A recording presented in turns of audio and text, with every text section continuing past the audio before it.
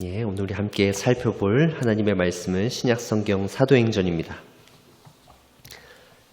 신약성경 사도행전 8장 26절부터 40절에 있는 말씀입니다. 제가 가진 성경책으로는 신약성경 201쪽에 있습니다. 사도행전 8장 26절에서 40절에 있는 말씀 교독하도록 하겠습니다. 제가 먼저 26절 읽도록 하겠습니다. 주의 사자가 빌립에게 말하여 이르되 일어나서 남쪽으로 향하여 예루살렘에서 가사로 내려가는 길까지 가라 하니 그 길은 광야라.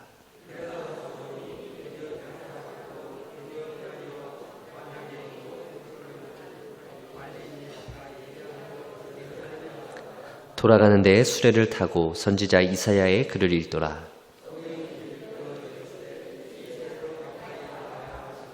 빌립이 달려가서 선지자 이사야의 글 읽는 것을 듣고 말하되 읽는 것을 깨닫느냐?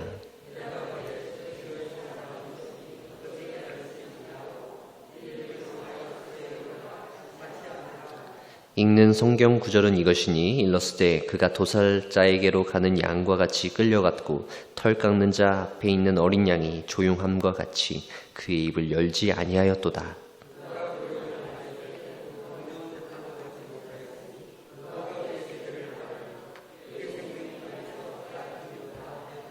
그 내시가 빌립에게 말하되 청컨대 내가 묻노니 선지자가 이 말한 것이 누구를 가리킴이냐 자기를 가리킴이냐 타인을 가리킴이냐.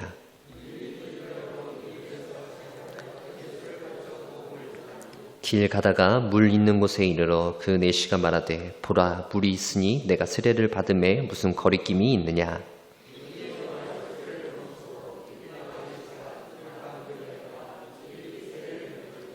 둘이 물에서 올라올새 주의 영이 빌립을 이끌어 간지라 내시는 기쁘게 길을 가므로 그를 다시 보지 못하니라. 복음을 전하고 가이사랴에 이르니라. 아멘. 사도행전 15번째 시간입니다. 지금까지 우리는 예수님이 승천하신 이후 제자들이 초대교회를 세우는 과정을 살펴보고 있습니다. 가룟 유다의 빈자리가 채워지고 그리고 오순절에 임한 성령과 더불어서 복음을 전파하는 이 제자들에게 찾아오는 핍박과 박해의 모습을 살펴보았죠. 그로 인해서 제자들은 이제 사도 이외에는 모두 다 흩어질 수밖에 없는 상황 가운데 처하게 됩니다. 그 말씀이 사도행전 8장 1절에 나타나 있는데요. 그날에 예루살렘에 있는 교회에 큰 박해가 있어 사도 외에는 다 유대와 사마리아와 모든 땅으로 흩어지니라. 사도 외의 사람들은 박해를 피해서 도망갈 수밖에 없었어요. 왜 사도들은 예루살렘에 남아 있었을까요? 아마 사도들은 박해를 받아도 결코 아무도 건드릴 수 없는 막강한 어떤 권한이 있기 때문에 예루살렘에 남아 있었을까요? 저는 아마도 사도들이 죽기를 각오한 심정을 가지고 성도들은 일단 피신을 다 시키고 일단 자신들은 이 예루살렘에서 정말 순교할 각오를 하고 예루살렘을 지켰을 것이다 라고 생각되어집니다. 그들은 도망가거나 피하지 않겠다라는 것이죠. 하나님 나라의 복음을 전함으로 있어서 박해나 그 어떤 핍박이 주어진다라고 해도 우리는 그것을 능히 감당하겠다라고 하는 아주 결기에 찬 그런 모습이 있는 것입니다. 그들은 그렇게 성령의 충만함으로 복음 전파의 사명을 감당하기 위해서 예루살렘에 남았습니다. 반면 성도들은 이제 예루살렘을 떠날 수밖에 없었죠. 놀라운 것은 성도들이 그냥 단순히 핍박을 피해서 박해를 피해서 도망갔다라고 하는 것에서 그치지 않습니다. 성도들이 도망가면서 무엇을 했는지 아세요? 바로 복음을 전하고 있습니다. 여러분 한번 생각해 보세요. 핍박과 박해를 피해서 도망갑니다. 이것은 그냥 멋있게 그냥 길가에 바람 쐬러 나가듯이 걸어가는 모습이 아니죠. 핍박과 박해를 피해서 도망간다는 것은 허겁지겁 도망간다는 것이에요. 근데 그 상황 가운데에서 복음을 전한다. 이것이 과연 가능한 일일까요? 급박하게 아주 위험천만하게 상황이 돌아가는데 거기서 복음을 전할 여유가 있었을까요? 사울과 같이 유대교의 열심인 사람들이 어딘가에서 나타나서 그들을 잡아갈지도 모릅니다. 그런데 그 상황 가운데에서 약간 지체하는 모습을 보인다 그러면 그게 과연 도망가는 사람들의 모습일까요? 하지만 성경에서 누가는 그렇게 이야기하고 있어요. 성도들이 도망가는 와중에서도 복음을 전했다라고 말입니다. 8장 4절에 있는 말씀인데요. 그 흩어진 사람들이 두루 다니며 복음의 말씀을 전할세. 도망 다니기에도 바쁠 텐데 이 성도들은 복음의 말씀을 전하고 있습니다. 그 중에서도 우리는 오늘 특별히 이 빌립 집사를 살펴보게 됩니다. 스데반 집사와 같이 세워진 교회의 일꾼들 중에 한 명이죠. 7명 중에 한 명입니다. 우리는 이 두 사람의 모습을 통해서 초대교회에 활발하게 복음이 전파되어지는 모습을 보는데요. 이 스데반이라고 하는 사람은 순교를 각오하기까지 복음을 전합니다. 그리고 이 빌립은 핍박을 피해서 도망가면서까지 복음을 전하고 있어요.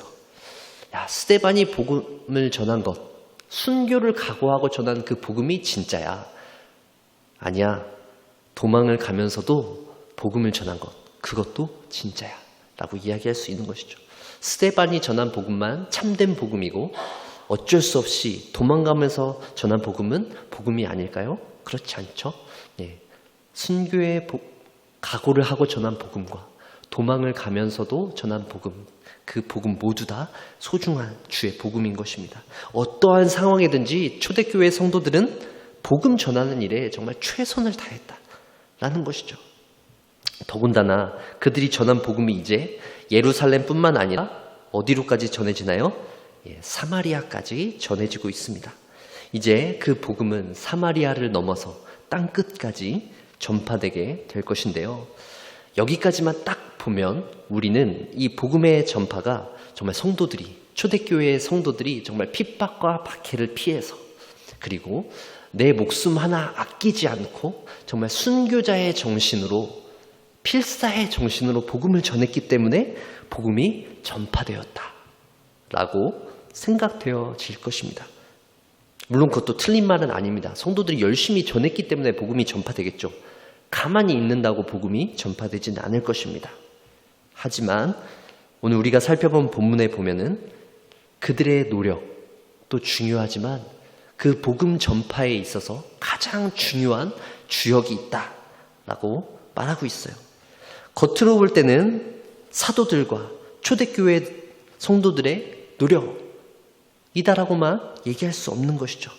바로 그 주도권을 쥐고 있는 분이 누구실까요? 바로 26절과 29절, 39절에 나타나 있는데요. 사도행전 8장 26절 상반절에 보시면 주의 사자가, 그리고 29절 상반절에 보시면 성령이, 그리고 39절에 보시면 주의 영이라고 되어져 있죠.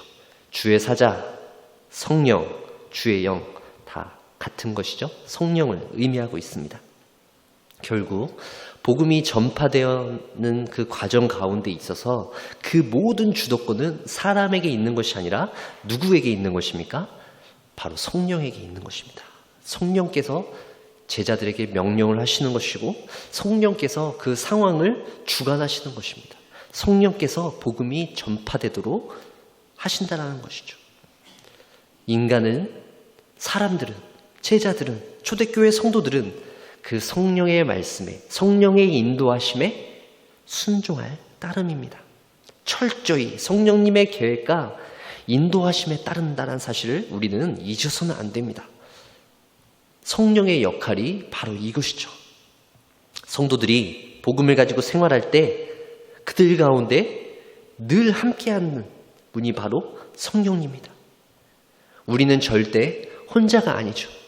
우리는 누구와 함께합니까? 성령님과 함께 매일매일 동행하며 살아가는 것입니다. 물론 개인차가 있을 것이에요. 성령님과 긴밀히 교제하는 성도가 있는가 반면에 그렇지 않은 성도가 있을 수는 있죠. 하지만 하나님의 백성들은 모두 다 성령님과 동행하는 사람들입니다. 그들은 모두 성령님께서 굳건히 붙들고 있는 사람들입니다. 요한복음 14장 17절에 있는 말씀인데요. 우리 다 함께 읽어볼까요? 그는 진리의 영이라 세상은 능히 그를 받지 못하나니 이는 그를 보지도 못하고 알지도 못함이라. 그러나 너희는 그를 아나니 그는 너희와 함께 거하시며 또 너희 속에 계시겠음이라. 아멘. 진리의 영이신 성령님께서 우리 가운데 함께 하시며 우리 속에 거하신다라는 사실입니다. 성령님과 동행하는 사는 삶, 이것이 바로 그리스도인들이 가지고 있는 최고의 특권이라는 것입니다. 자, 이제 그렇다면 우리는 성령님과 동행하면서 성령의 주도 아래 구체적으로 어떤 일이 일어나는지를 오늘 본문을 통해서 한번 살펴보도록 하겠습니다. 먼저 26절에 있는 말씀인데요. 주의 사자가 빌립에게 말하여 이르되 일어나서 남쪽으로 향하여 예루살렘에서 가사로 내려가는 길까지 가라 하니 그 길은 광야라. 빌립이 지금 있는 곳은 어디입니까? 사마리아입니다. 예루살렘에서 약간 북쪽에 있는 곳이죠. 이 사마리아에서 열심히 복음을 전하는 사마리아에서 있는 이 빌립에게 주의 영, 성령께서 어떤 명령을 하시나요? 일어나서 남쪽으로 향하여 예루살렘에서 가사로 내려가는 길까지 가라라는 명령이죠. 가사로 내려가는 길이라고 말합니다. 빌립이 있는 사마리아에서부터 그곳까지의 거리는 대략 한 100km 정도 됩니다. 제가 계산을 한번 해봤어요. 100km 정도 얼마나 될까? 이제 인터넷에서 지도를 검색해서 저희 교회에서 서울대 입구역 2호선까지 도보로 만약에 가게 된다면 두 가지 코스가 나옵니다. 하나는 한 5.8km 정도 되고 또 하나는 4.8km 정도 돼요. 각각 한 1시간 반에서 1시간 23분 정도 걸립니다. 계산하기 편하기 위해서 만약에 5km 정도의 거리를 걸을 때 한 1시간 반 정도 걸린다고 생각해 보세요. 그러면 이제 그 속도로 100km, 사마리아에서 가사로 가는 그 길까지 100km를 걸으면 얼마나 걸릴까요? 약 한 300시간 정도 걸립니다. 하루 종일 300시간을 걸을 수는 없었겠죠? 하루에 어느 정도 시간을 정해서 걷고 이러다 보면 하루가 아니라 한 일주일, 2주일. 그 당시에 교통 상황이 여유롭지 않았을 테니까요. 어쨌든 빌립은 그렇게 오랜 시간 동안 어디로 가야 했나요? 주의 명령을 따라 멀리 가사로 가는 그 길까지 가야 했어요. 여러분들이 만약에 빌립이라고 한번 생각해 보십시오. 사마리아에서 복음을 전했습니다. 엄청난 일들이 벌어졌어요. 마술사 시몬과 같은 사람도 나타났고 사도들이 예루살렘에서 내려와서 그곳에서 참 성령이 임하였다. 참된 복음이 역사하고 있다. 이제 이렇게 인정까지 해주면서 참 하나님 나라의 복음, 그 사역이 참 신이 났어요. 신바람 나게 사역을 하고 있었어요. 하지만 성령께서 그 빌립을 어떻게 하고 있어요? 저 먼 곳으로 보내버리는 것입니다. 유배는 아니겠지만 그 신바람 나 있는 빌립에게 잠깐 딴 곳으로 가라. 제가 만약에 빌립이었다면 그 성령의 명령에 순종하기 힘들었을 것 같아요. 하나님, 전 여기 좀 더 있겠습니다. 저 여기서 좀 더 재미있게 사역하고 싶습니다. 지금 이 기세를 타서 더 복음을 전해야 되지 않겠습니까? 라고 하면서 막 반항했을 것 같아요. 하지만 빌립은 하나님의 명령에 어떻게 하나요? 순종하고 있습니다. 가라라고 명령했을 때 지체하지 않고 일어나서 갔다라고 이야기하고 있어요. 사랑하는 성도 여러분, 복음을 전하는 삶이란 바로 이런 것이라고 생각합니다. 사람들 앞에서 열심히 복음을 증거하고 그로 나타나는 그런 열매들을 바라보며 기뻐하고 신이 나는 것, 그것도 중요하지만 전 그것이 불필요하다라고 생각되어지는 것이 아니라 그러한 모습 반면에 하나님 앞에 순종함으로 나아갈 수 있는 그런 삶이 우리 가운데 있어야 한다라는 것이죠. 이거 참 너무나 어려운 문제라고 생각되어집니다. 빌립은 그렇게 하나님 앞에 순종하는 모습으로 나아가고 있습니다. 복음을 전파함에 있어서 말과 기술로 얼마나 화려하게 많은 사람들을 모으고 많은 사람들에게 전하느냐, 그들을 회심케 하느냐라는 것보다 더욱더 중요한 것은 그가 성령의 명령에 순종하고 있느냐라는 것이 중요한 것이, 하나님 앞에 먼저 순종함으로 나아갈 때 우리가 복음 전하는 자의 삶을 살 수 있다라는 것을 우리는 반드시 기억해야 할 것입니다. 우리가 하나님 앞에 순종하는 삶 없을 때, 하나님의 말씀에 온전히 따르지 못할 때, 우리가 아무리 하나님 나라의 복음을 많은 사람들에게 전하고 많은 이들을 교회로 이끌어 온다라고 할지라도 우리가 그 순종하는 삶 없이는 그것이 참으로 헛되다라는 사실을 기억할 필요가 있습니다. 한편으로는 이렇게 말씀을 드리면 그래 뭐 그렇게 많은 사람들에게 복음을 전할 필요가 뭐 있어, 순종하는 게 최고지, 일단 그 자리에서 순종해야지 라고 생각할 수 있습니다. 하지만 우리는 먼저 하나님 앞에 순종하는 것이 그렇게 중요하다라는 것을 잊어서는 안 될 것입니다. 하나님 나라의 복음을 가지고 살아갈 때 우리는 그렇게 최선을 다해서 순종하는 삶이 먼저 뒷받침되어져야 한다라고 하는 사실입니다. 성도의 삶 가운데 나타나는 하나님의 능력, 하나님의 성품을 우리는 경험하며 살아갑니다. 빌립처럼 우리는 성령의 명령을 따라 순종하는 삶, 머리로는 잘 알고 있어요. 순종해야 하죠. 100km나 되는 먼 거리 가라고 명령하시면 순종해야죠.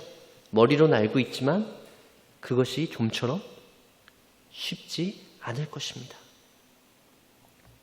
사마리아의 복음을 전하고 이제 하나님의 명령에 따라 저 먼 곳으로 가야 한다라는 그런 일들, 도저히 우리의 머리로서는 순종하기 힘든 일들, 이런 걸 내가 왜 해야 되지?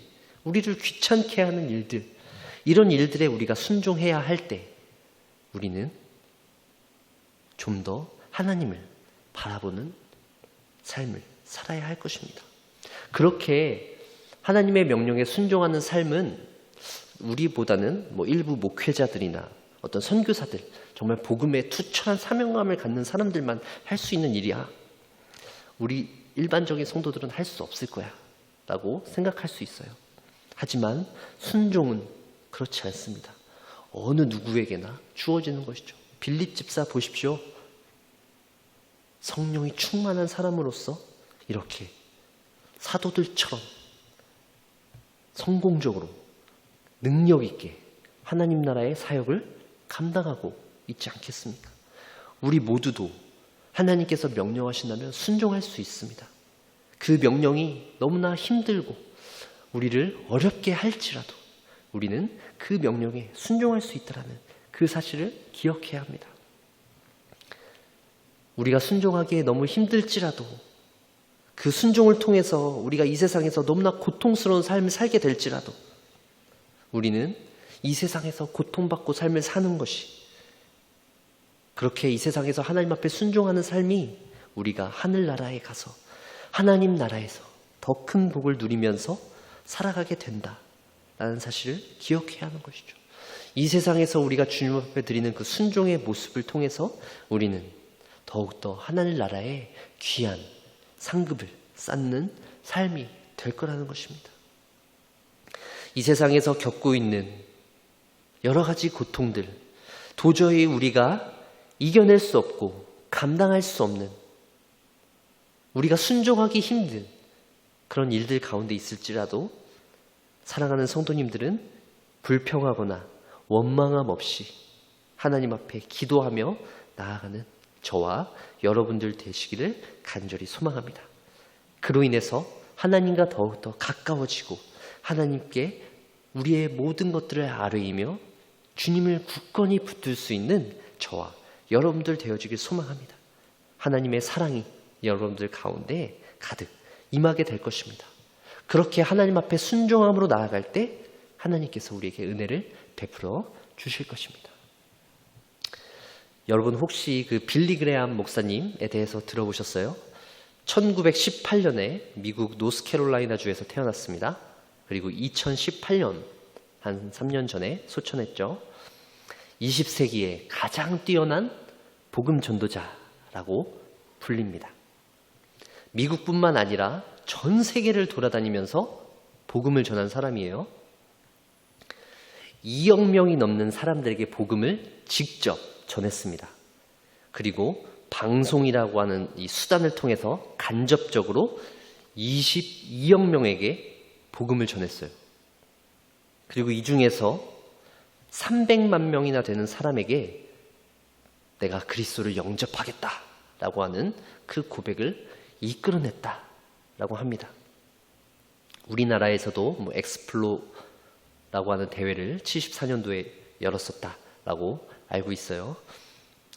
그런 것처럼 전 세계를 돌아다니면서 그 대형 집회를 열었죠. 그리고 막 방송을 쏴 보내면서 많은 사람들에게 복음을 전한 그런 그의 업적이 있습니다. 물론 그가 이룬 그런 업적들에 대한 평가는 긍정적일 수도 있고 부정적일 수도 있어요. 하지만 제가 이 말씀을 드리는 이유는 이 복음 전도라는 일, 우리가 복음을 가지고 살아가는 성도들에게 있어서 우리가 복음을 가지고 살아간다는 삶이 무엇이냐라는 것을 좀 생각해 보기 위함이죠. 빌리 그레암이라고 하는 그런 사람들만이 복음 전도자냐? 이 세상 가운데 이 지역 사회에서 하나님 나라의 복음을 가지고 각자의 자리에서 복음을 전하는 그런 사람들의 삶은 복음 전도가 아니냐라고 생각되어질 수 있다는 것이죠. 그런 사람들이 전하는 복음만 훌륭한 복음이고 우리가 전하는 복음, 삶 속에서 행해지는 복음은 참된 복음이 아니냐라는 것입니다.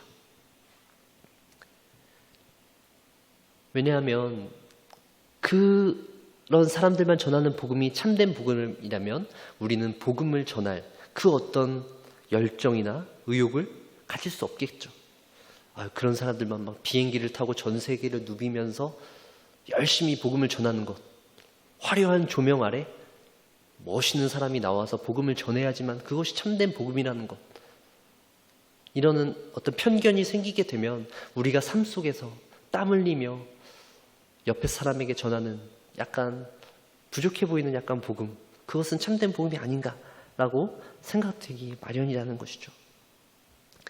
복음 전도에 있어서 이렇게 겉으로 드러나는 것이 아니라 그 모든 것들이 바로 하나님께서 주시는 참된 복음이다라는 사실, 복음이 전하는 태도가 중요하다는 사실입니다. 결국 우리는 이것을 통해서 하나님 나라의 복음을 가지고 살아가는 삶, 복음에 대한 열정을 우리가 회복해야 된다는 말씀을 드리고 싶습니다. 우리나라도 이제 복음을 받아들인 지 꽤 오랜 시간이 되었어요. 대한민국에서 기독교인이다 라고 하면 어느 정도 사회에서 꽤나 영향력을 발휘합니다. 사회에서 주류를 차지하고 있어요. 결국 이런 모습은 복음이 위축되어지고 교회가 사회에서 영향력이 감소되어질 수도 있다 라고 말할 수 있지만, 우리가 사회 속에서 더욱더 복음을 전하기 위해서 우리의 마음가짐을 좀 더 조심해야 된다라는 말도 되겠죠. 사회의 주류가 될수록 또 그것을 반대하는 사람들이 많기 때문이에요. 어쨌든 우리는 복음에 대한 열정, 이 사회, 이 대한민국이라고 하는 사회, 이 지역 사회에서 우리가 복음을 전하기 위해서 다시 끊임없이 노력해야 한다는 것입니다. 우리가 가지고 있는 그 복음에 대한 능력을 경험해서 그에 대한 확신을 가지고 우리의 삶 속에서 복음을 붙잡고 나아가는 그 일을 위해서 우리가 좀 더 노력해야 한다는 것이죠. 저와 여러분들이 그 복음의 능력을 굳게 붙잡고 살아나갈 수 있길 바랍니다. 그리고 오늘 두 번째로 우리는 이 빌립이라고 하는 사람과 함께 나타나는 한 사람을 볼 텐데요. 바로 에디오피아 내시입니다. 그의 이름은 등장하지 않죠. 그가 한 국가의 어떤 고위직 공무원이다 라는 사실만 우리는 알 수 있어요. 우리는 에디오피아라고 하는 그런 나라에 대한 편견, 그리고 그가 뭐 국고를 맡은 내시 정도 된다라고 하는 그런 정보를 가지고 어떤 편견을 가지고 있어요. 그 사람을 그냥 무시하게 되는 것이죠. 그냥 흑인이었을 것이고 복음에 대해서 그가 얼마나 알고 있었을까라고 생각하는 것이죠. 또 특별히 이 내시라고 하는 단어가 특별히 그런데요.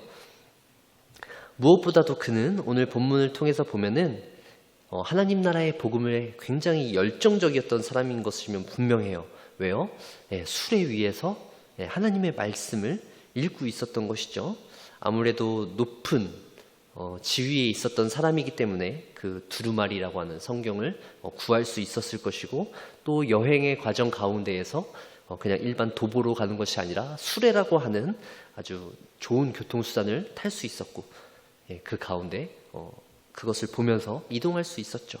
그는 굉장히 엄청난 권위를 가진 사람입니다.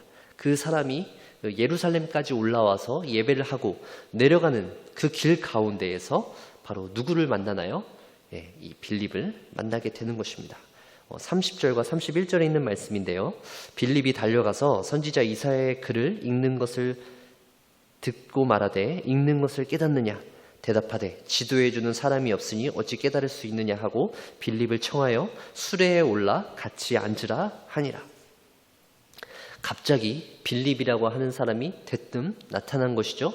그러면서 지금 자신이 읽고 있는 그 두루마리를 읽고 있는데, 읽고 있는 것을 보면서 지금 당신이 읽고 있는 것을 깨닫고 있습니까? 라고 묻는 것이에요. 통성명도 없이 말이죠. 한 나라의 국고를 맡은 사람이지만, 아무리 높은 지위를 갖고 있지만 갑자기 길에서 나타난 이 낯선 사람이 걸어오는 그 말을 듣고 굉장히 반갑게 맞을 수 있었을까요? 만약에 제가 이 에디오피아 내시였다면 이 사람 뭐야 도대체, 뭔데 나타나서 갑자기 나한테 이렇게 불쾌하게 말을 걸지? 이랬을 것 같은데, 더욱더 놀라운 것은 이 에디오피아 내시는 그에게 청하여서 수레의 옆자리로 오르라고 하고 있죠. 저 같으면 당장 물러가라라고 했을 것 같지만 그가 보여주는 그 겸손을 볼 수 있습니다. 빌립이 어떤 외모였을지 모르겠어요. 그를 딱 봤을 때 내가 이 궁금해하는 이 말씀을 정말 풀어줄 수 있는 것처럼 그 외모가 생겼을지 모르겠지만, 어쨌든 이 에디오피아 내시는 빌립에게서 뭔가 범상치 않은 기운을 느꼈던 것 같습니다. 그랬기 때문에 태웠겠죠, 아무래도. 그래서 그가 그 답답함을 해소하고자 이 빌립을 옆자리로 청합니다. 이 에디오피아 내시가 읽고 있었던 말씀은 구약에서 있는 이사야서 53장에 있는 말씀이죠. 하지만 그 말씀을 읽을 때 이 사람은 깨닫기 어려웠어요. 32절에 있는 말씀을 보시면 읽는 성경 구절은 이것이니 일러스되 그가 도살하는 자에게로 가는 양과 같이 끌려갔고 털 깎는 자 앞에 있는 어린 양이 조용함과 같이 그의 입을 열지 아니하였도다. 그 사람은 이 말씀을 보면서 과연 지금 여기서 이렇게 입을 열지 않고 있는 이 사람이 과연 누구이냐라는 것이죠. 궁금했던 것입니다. 사실 우리는 이 사람이 예수 그리스도를 예표하는 말씀이다. 예수님께서 어린 양처럼 이 세상에 오셔서 그 모든 죄를 감당하고 묵묵하게 자신의 길을 걸어가신다. 어린 양과 같은 모습으로 라고 생각하기 때문에 금방 이해가 가지만, 사실 이 말씀은 그 당시의 유대인들 뿐만 아니라 이방인이었던 모든 사람들에게도 굉장히 낯선 것이었습니다. 성령의 계시를 통하여서 성령께서 눈을 열어주시지 아니하시면 과연 그 말씀이 무엇인지 참 깨닫기 어려웠다라는 것이죠. 바로 빌립이 에디오피아 내시에게 그것을 알려주는 것입니다. 바로 이분이 우리를 위해서 이 땅에 오신 하나님의 아들이신 예수 그리스도다라고 자세하게 설명하고 있는 것입니다. 빌립의 역할이 그것이었어요. 그것을 하기 위해서 빌립은 100km라고 하는 그 거리를 온 것입니다. 사마리아의 그 신나는 사역을 제쳐두고 온 것이죠. 바로 이 한 사람을 위해서입니다. 이 사람으로 인하여서 에디오피아 전역이 복음화되었다 라고 하는 말은 없어요. 하지만 그것과는 상관없이 우리는 사마리아와 땅 끝까지 복음이 전해진다는 사실을 이 에디오피아 내시를 통해서 확인할 수 있는 것입니다. 이제 복음이 전파되는 것은 시간 문제예요. 핍박과 그 어떤 박해에도 복음이 확장되는 것을 결코 막을 수 없다라는 것입니다.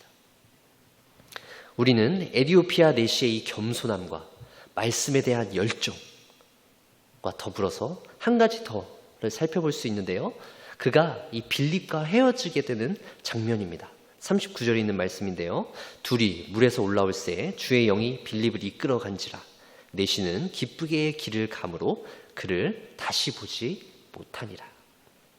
에디오피아 내시는 복음을 듣고 마음 가운데 굉장히 큰 확신과 기쁨을 얻게 되었어요. 그래서 이제 마침 길을 가다가 물이 발견되어지고 그곳에서 세례를 받고자 하였습니다. 빌립에게 나에게 세례를 좀 달라라고 요청합니다. 사실 이 내시는 아마 세례에 대해서 알고 있었을 것이에요. 그 이전에도 세례를 받을 수 있는 기회가 있었을 줄 모릅니다. 하지만 그는 좀 더 그 마음 가운데 어떤 그 확신, 복음에 대한 그 확신이 있을 때 받길 원했을지도 모르겠어요. 결국 그는 빌립에게 세례를 받게 되어지고 그 가운데 큰 마음의 기쁨을 얻게 되어집니다. 그리고 그들이 세례를 받고 나서 그 물에서 올라올새 갑자기 어떤 일이 일어나나요? 주의 영이 빌립을 어디론가 이끌고 가버립니다. 주의 영이 빌립을 이끌고 갔다라고 할 때 이 이끌어 갔다라고 하는 단어는 데려가다, 잡아채가다 라고 하는 의미를 가졌는데요. 신약에서 한 14번 정도 쓰였습니다. 요한복음 10장 28절에 있는데요. 내가 그들에게 영생을 주노니 영원히 멸망하지 아니할 것이요 또 그들을 내 손에서 빼앗을 자가 없느니라. 여기서 빼앗다 라고 할 때 같은 단어고요. 사도행전 23장 10절에도 있어요. 큰 분쟁이 생기니 천부장은 바울이 그들에게 찢길까 하여 군인을 명하여 내려가 무리 가운데서 빼앗아 가지고 영내로 들어가라 하니라. 여기서도 바울을 그 사람들에게로 뺏는다 라고 말하고 있죠. 빌립과 에디오피아 내시 그 두 사람의 만남 그리고 그들의 그 헤어짐의 순간이 얼마나 아쉬운지 몰라요. 그들이 얼마 동안 1시간 같이 있었을까요? 30분 같이 있었을까요? 정확히 알진 못하지만 그들이 그렇게 만나고 헤어진다는 것, 작별 인사도 없이 그렇게 빌립이 성령에 의해서 쏙 어디론가로 간다라는 것은 너무나 아쉬워요. 서로 좀 감사를 표현하고 잘 가십시오. 에디오피아에 가서도 복음을 잘 전하십시오. 이런 식으로 서로 그렇게 이야기도 나누고 또 자신들의 인생 스토리도 나누고 그러고 헤어졌으면 얼마나 좋았겠어요. 하지만 그럴 여유도 없이 성령께서는 그들을 바로 헤어지게 만드십니다. 복음 전하는 일이 그토록 긴급했을까요? 빨리 또 사마리아 쪽 가서 또 복음을 전해야 했으니까 여기서 시간을 지체할 수 없기 때문에 하나님께서 옮기셨을까요? 정확히 알 수는 없지만 성령께서는 그 빌립을 그렇게 에디오피아 내시와 떨어지게 하셨습니다. 40절에 있는 말씀을 보세요. 빌립은 아소도에 나타나 여러 성을 지나다니며 복음을 전하고 가이사랴에 이르니라. 빌립은 또 열심히 아무렇지도 않게 또 복음을 전합니다. 복음을 전파하는 일에 정말 최선을 다하는 그런 모습이에요. 에디오피아 내시 역시 마찬가지입니다. 39절 하반절에요. 내시는 기쁘게 길을 가므로 그를 다시 보지 못하니라. 갑자기 눈앞에서 사람이 뿅 하고 없어졌는데 기쁘게 길을 간다라고 하고 있어요. 잠시 어리둥절했겠지만 내시는 그 가운데에서 어떤 생각을 하게 될까요? 바로 하나님의 나라, 그 복음을 통해서 주어진 그 확신에 좀 더 주목했다라는 것입니다. 우리가 세상을 살아갈 때 우리의 이런 인간적인 어떤 감정들, 우리의 인간적인 생각들이 앞설 때가 있습니다. 뭔가 좀 아쉽고, 뭔가 좀 더 여기서 좀 더 있었으면 좋겠고, 이 사람하고 좀 더 같이 시간을 보내고 싶고, 뭐 좀 그래도 아무 문제가 없었을 것 같은데,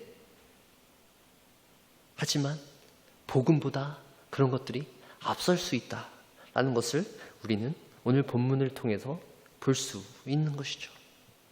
사랑하는 성도 여러분, 여러분에게도 이런 인간적인 모든 그런 감정들을 뒤로 하고 하나님께서 주신 그 기쁨과 감격으로 살아가고 계십니까? 여러분들이 살면서 느끼는 기쁨과 슬픔, 분노, 그 모든 감정들을 뒤로 하고 하나님께서 주시는 그 복음으로 인하여서, 그 복음이 주는 기쁨으로 인하여서 그 모든 것들을 뒤로 할 정도로 그렇게 하나님 나라의 복음에 사로잡혀서 살아가고 계십니까? 목사님, 그것도 한때죠. 신앙생활을 한 지가 우리가 몇 년인데요. 그런 것은 신앙의 초보들, 이제 막 복음 듣고 신앙생활을 시작한 그런 사람들에게만 해당되는 일 아닙니까? 라고 얘기하실 수 있죠. 하지만 오늘 본문에서 그런 신앙의 초보들에게만 들려주기 위해서 기록된 말씀일까요? 전 그렇지 않다라고 생각합니다. 신앙생활의 기쁨을 잃어버리고 그저 예배가 형식적으로 드려지고 있는 그런 상황 가운데 있는 성도들에게 해당될 수 있는 본문입니다. 기도하고 말씀 듣는 일이 이제는 너무나 익숙해요. 잠시 기쁨으로 받고 열정적으로 기도할 수는 있지만 그것이 삶 속에서 열매 맺지 못하고 곧 시들거나 현상 유지밖에 못하게 되는 그런 성도들에게 주시는 하나님의 말씀이다라고 생각되어집니다. 사랑하는 성도 여러분, 어떻게 신앙생활할 때 항상 기쁠 수 있겠습니까? 어떻게 신앙생활할 때 하나님께서 주는 그 기쁨으로 항상 기쁨이 넘칠 수 있겠어요? 굴곡이 있을 것입니다. 우리의 인생도 기쁠 때가 있고 슬플 때가 있듯이 우리가 신앙생활할 때도 항상 기쁘지만은 못하죠. 신앙생활하면서 어려움이 얼마나 많이 찾아올 텐데요. 우리는 항상 기쁨을 유지하며 살아갈 수 없습니다. 그것이 당연한 것이죠. 중요한 것은 우리가 열정과 기쁨을 가졌을 때가 있고 그것이 시들 때가 있다는 것을 기억해야 합니다. 하지만 그 상태가 오래도록 하루, 이틀, 6개월, 1년, 2년 이렇게 지나도록 해야 하지 않는다는 것이죠. 우리의 삶이 무미건조해지지 않도록 그 어떤 말씀을 들어도 마음에 감동함이 없으며 그 어떤 찬양을 들어도 우리의 마음이 도저히 움직이지 않는다면 우리는 주님 앞에 나와서 간절히 엎드려야 할 것입니다. 하나님, 내 마음이 이렇게 굳어져 있습니다. 하나님, 나는 하나님 앞에서 그렇게 열심히 살고자 하지만, 하나님 앞에 순종하고자 하지만, 하나님, 이게 내 뜻대로 되지 않습니다. 나를 좀 불쌍히 여겨주시옵소서 라고 기도해야 하는 것이죠. 하지만 우리가 그 상태를 계속해서 유지해 나갈 때는 그 어떤 변화도 나타낼 수 없습니다. 왜냐하면 우리가 그런 상태를 쭉 유지하도록 방해하는 세력이 있기 때문이죠. 복음이 확장될 때도 핍박과 박해를 통해서 그것을 막아보려고 했던 이 세상에 악한 주관자들이 있습니다. 하나님의 나라를 대적하는 사람들이 있다라는 것이죠. 우리에게 다시 한번 그리스도께 주시는 그 기쁨과 열정이 회복되어지길 바랍니다. 인간적인 감정들로 복잡하고 힘든 상황들이 가득할지라도, 세상에서 그 어떤 유혹과 시련이 우리 앞을 가로막을지라도 우리는 당당하게 그 복음을 가지고 복음의 길을 갈 수 있는 우리 사랑하는 멸관교회 성도님들 되시길 간절히 바랍니다. 성령님께서 주시는 그 기쁨과 은혜를 우리 가운데 가득 채워지길 소망합니다. 넘치도록 흐르는 은혜가 우리 가운데 간절히 있길 소망합니다. 오직 이것은 우리의 노력도 중요하지만 성령님께서 그렇게 해주실 수 있습니다. 성령님께서 우리에게 은혜를 부어주실 때 우리는 그 은혜 가운데 거할 수 있는 것입니다. 우리의 노력과 성령님의 임재하심이 가득할 때, 그것이 함께 역사할 때 우리의 삶 가운데 그런 기쁨들로 충만한 삶을 살 수 있을 것입니다. 우리가 하나님을 의지하며 우리의 삶을 돌아보고 우리의 신앙의 그 기쁨이, 우리의 그 열정이 회복되어질 수 있는 그런 하반기 삶, 우리가 살아가길 소망합니다. 2021년도 상반기가 이제 끝났네요. 이제 하반기가 시작되어집니다. 다시 한번 마음을 가다듬고 올 한 해 우리가 계획했던, 그리고 우리가 하나님께 소원했던 기도 제목들이 있다면 그것들을 붙들고 하나님 앞에 간절히 매달릴 수 있는 저와 여러분들 되어지길 간절히 소망합니다.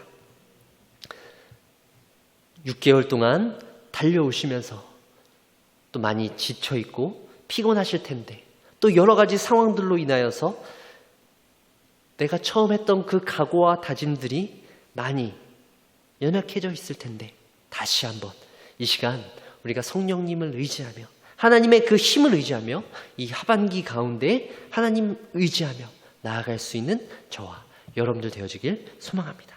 기도합니다.